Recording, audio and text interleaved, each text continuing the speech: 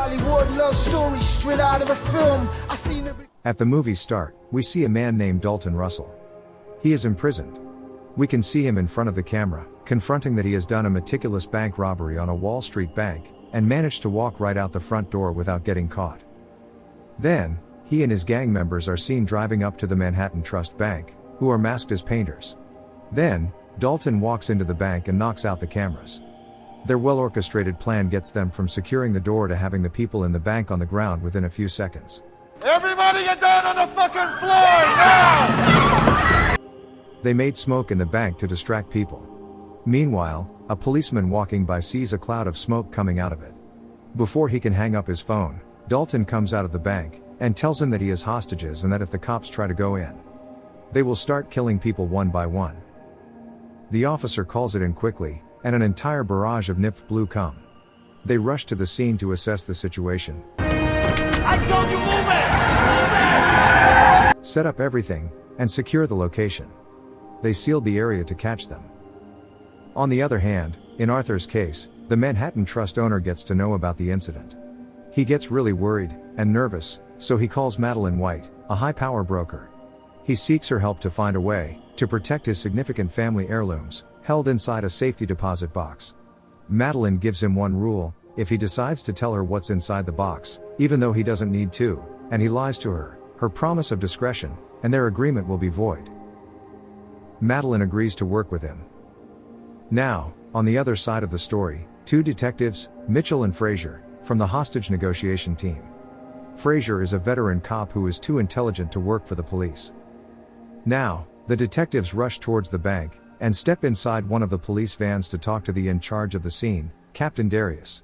He informs them that no one has any information regarding the number of suspects or hostages inside the bank. Frazier tells Darius that he'll let him get control of the crime scene.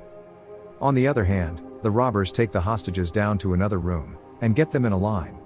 Then, arrange them into bank employees and everyone else on the other side. Dalton instructs the hostages to take their keys, phones, wallets, and belongings and hold them in the air. One of his members collected all the things from them. While collecting their belongings, an employee said he had left his cell phone at home, and didn't give it away.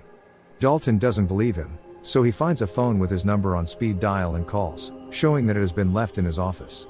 When Dalton learns about the contradiction between his statement and truth, he beats him brutally, thereby making him an example for all others. Afterward, Dalton comes out of the office splattered with blood. He asks a man for keys, which he hands over to him. A boy shows a video game console, which the robber tells him to keep. Then, Dalton spreads and rearranges the hostages again, gender-wise, making them in a queue. He orders them to strip to their undergarments. Everyone follows him except an old lady who is carried away by his female associate. All others have instructed the rest of the hostages to put on the suits and masks. Later on, that elder who works in the bank starts feeling sick. She tells them that she has a heart problem. Dalton and his members let him go. Police have him instantly on his knees while he tells them he was sent out to tell them not to come close to the bank. They will throw them out one by one, the dead bodies. The team of robbers checks on the other hostages, and then goes through the bank. They check all safe deposit boxes, and finally stop in a back room with office supplies. After some time, the robbers start preparing the room for something. Meanwhile, Darius tells Frazier and Mitchell about the man the robbers let go of. The released older man told them he thought 4 perps were in the bank. Now, they are looking forward to Frazier deciding how to proceed. While waiting for the robbers' next move, Mitchell finds the robbers' van, which they dusty for prints even though it was probably stolen. The police get the footage from the bank's security cameras. They see how the robbers plan to enter the bank, knowing they used infrared light to execute it flawlessly. Suddenly, the police see movement in front of the bank. On the other hand, Madeline goes to New York's mayor and asks him for a big favor. She tells him about the mission she has to complete, and gets her inside with the police to help her in the mission. Mayor agrees to help her. Meanwhile, the robbers let another girl out hostage to send their message to the cops. He is a Sikh, but he considers him an Arab and a terrorist, so he disrespects him but removing his turban. The Sikh is now very angry, and it takes some convincing to get him to talk about what has been happening in the bank. He tells everything about what is happening inside. Later, the cops receive the demands sent by the robbers via hostage. The robbers asks for 2 uses, and a jumbo jet delivered by 9 p.m. Moreover, they will kill each hostage with each passing hour if the deadline is missed. Suddenly, Case arrives and asks if he might be of some help and about the robbers' demands. When knowing about the demands, Case says he might arrange 1 jack for them. They're stunned by this. Case wants to stay there and see the progression, however, he is escorted out of the van. Later on, the robbers demand food to be brought in, which gives the cops an opportunity to bug the bank and hear what they say. The officer in charge of the tapping devices suggests they use pizzas, so the people can group around the food more and talk when Fraser asks her about a particular listening device she has. Meanwhile, the food is being delivered. Fraser introduces himself to Dalton while providing food. He tries to communicate with them. Dalton doesn't respond. Later, they listen to the audio from inside the bank and realize they are speaking in Russian. At the bank, the robbers create a situation with the hostages, moving one of them to another room. One of the robbers pretends she's a hostage too, and returns to the first room. When other robbers take her to the room, he takes out another female hostage, and takes her to a third room. Now, the actual female robber is digging the hole in the supply room. One of the cop members with the Russian background listens, and says it's not Russian and can be Bulgarian, and he termed it a Central European type. Fraser asks them to play the recording over the speaker, and get someone who recognizes the language. They reach a woman who belongs to Albania, and asks her to listen to the recording, and tell them what it says. She agrees to the translation for getting party tickets. She laughs, saying she knows not only what they're talking about, but also who is talking. Cops request her help, but she asks about the party tickets before answering. Cop agrees. She says it's the voice of the former communist president of Albania, Enver Hoxha. They realize they have been listening to a random tape, as the robbers know they will plan something for them, so they reverse the game. On the other hand, Dalton is in the safe, around the money, making it look questionable if they are here for the money. One of their gang members is opening a safety box containing certain documents that they seem to have been initiated after, as well as some diamonds, baggies, and a jewelry box. Dalton takes the documents, and the other one closes the box again. Meanwhile, a mayor arrives in front of the bank with Madeline to discuss with Detective Fraser. He introduces the team, and she quickly presents Fraser with a limited account of why she's there. They somehow manage to convince them. Later on, Dalton eventually picks up the call and talks to Fraser. Dalton keeps repeating his demand, thereby threatening them to kill hostages if their demands aren't fulfilled. Fraser asks Dalton for more time. Also, tries to be friendly, thereby asking him for more food. Meanwhile, the robbers are done with digging the hole in the supply room.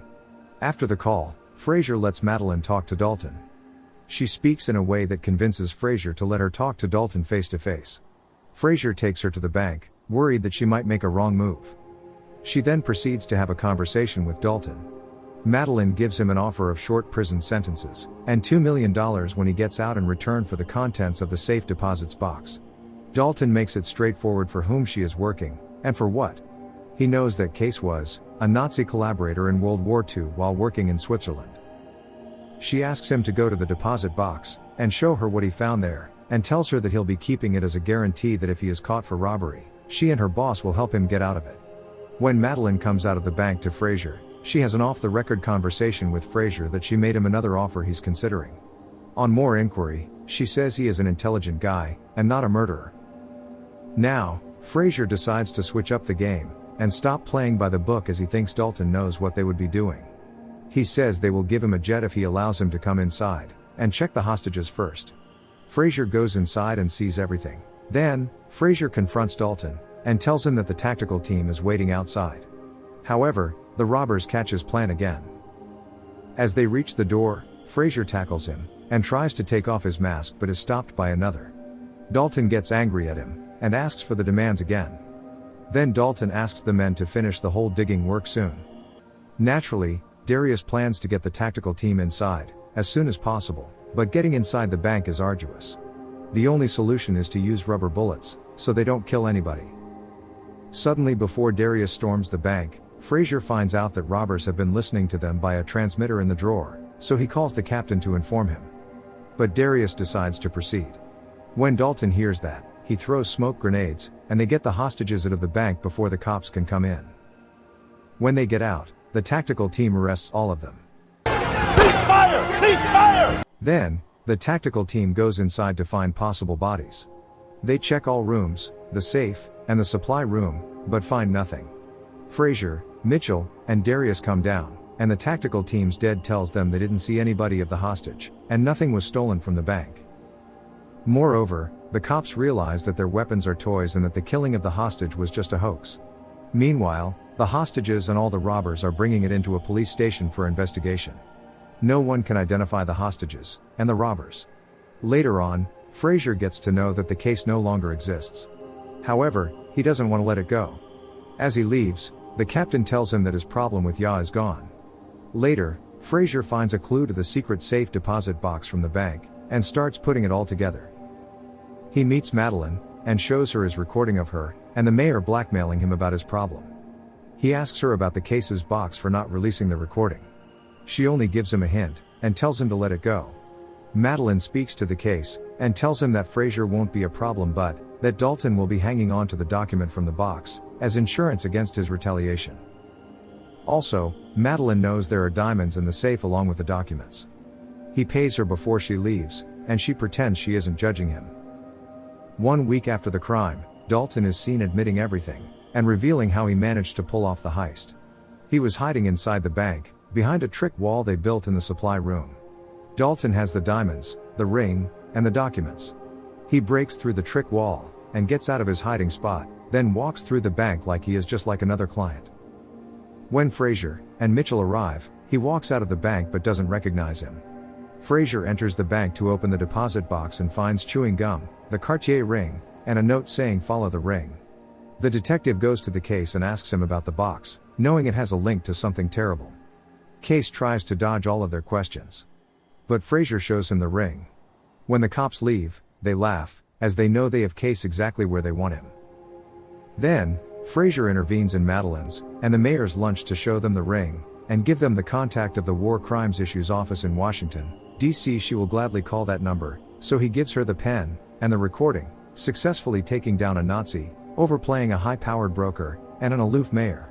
Frazier's only task is going home and making love to his wife.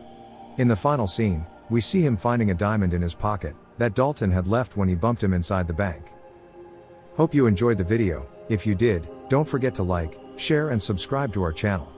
Stay tuned, as we will come up with much more new and exciting movie recaps like this. Till then, goodbye.